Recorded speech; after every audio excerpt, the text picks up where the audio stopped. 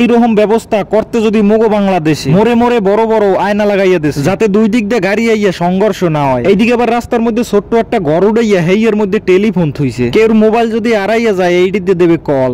Cycle দুইটা ওহানে কা কম ওয়ানে পরে এইগুলো আবার কসম দিকে পাইছি মুই ভয়, এত বড় কসম দুইটা আইলো কোথায় দেয়া, ভালো হইরে দেখকে লই বুঝছে লই মুই এদি না হইল গেছ দে বানাই তুইছে লরে সরে না। গবেষণা হইরে বুঝতে পারছি এইটা ভিতর ডাস্টবিন হেলায় আর কিছু না। বুদ্ধিটা কিন্তু ভালোই হরছে, দেখতেও দেখায় সুন্দর। এই জায়গায় আবার বেন্যের রাত্রিরে সূর্য দেখতে যায়, সূর্যটারে আনমগো দেখামো অনেক সময় পাইলে মুই এই সাইকেল দুইটা ঘরের সামনে থুইয়া দেয়। এইখানে যারা থাকতে আয় হেরা চালায় না হল গাছ ফাইরিয়া সিরিয়া কত সুন্দর সাইকেল দুইটা থুইছে বাজাইয়া। সকাল সকাল চললে যায়, কাম মনে হয় শুরু হইছে, যাইয়ে দেখকে লই সময় এখনো হয় নাই, সব কটায় বই রইছে, কেউ পুহুর ডয় মা চালায় না। এই ফাহে মুই আরো কিছু আনমেগো দেখাই, মধ্যে মধ্যে ঠালা খুঁজছে, পাথর থুইয়া করছে ডিজাইন। এগুলো আবার এইগুলা বুঝছে না কেউ মারিরছে, বড় বড় পাথর ইয়া যে আর হয় বাচ্চা। দেয়ালটা আবার বুঝছে না কেউ নষ্ট হইয়া গেছে, সুন্দর হইয়া ডিজাইন হইয়া মধ্যে দেশে লাই বড় একটু এসি দেশে ঘরের কানায় জম্মের মতো ঠান্ডা হইয়া বরফ হইয়া যায়। এইটা কিন্তু রাশিয়ার কোনো বোম টোম না, এইটা হইছে পানির ফিল্টার আর কিছু না। একুলের দেয়ালটার অবস্থাটা দেখেন, মনে হয় নষ্ট হইয়া পচে গেছে, হেয়া কিন্তু না। কুটি কুটি টাকা দিয়ে ডিজাইন করছে, আগের চাইতে এখন খারাপ দেখায় না। কোন হাইন দিয়ে লাইটের লাইন বাই হরছে একটা, তাহার তো পগার হইছে, কি দেখি হরবে এখন দিক দিশা পায় না।